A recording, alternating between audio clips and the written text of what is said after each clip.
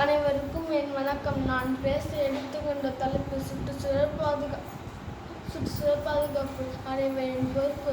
மரத்தை வெட்டினோம், பூவை வெப்பமயமாக்கினோம், நெகிழியை புதைத்தோம், மண்ணின் வளத்தை குறைத்தோம், ஓசனை ஓட்டையிட்டு மோதவில்லை, மண்ணில் மாசோட்டம் சுற்று சுழன்றது, காடுகள், மலைகள், ஆறுகள், கடல் போன்ற இயற்கை மரங்கள் குறிக்கும்.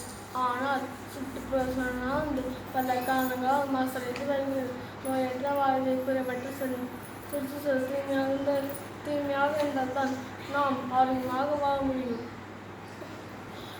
சுத்தமான காற்று, நீர் மற்றும் உணவு நம் வாழ்க்கைக்கு இன்றியமையாதவை.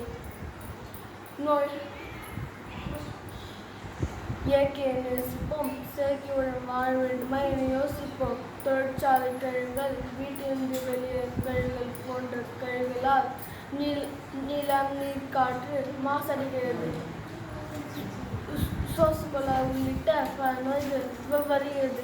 எனவே இயற்கையோடு இணைந்து வாழ்கின்ற பொன்மைக்கேற்ப நாம் அனைவரும் இயற்கையை பாதுகாத்து நோயின்றி வாழ்வோம்.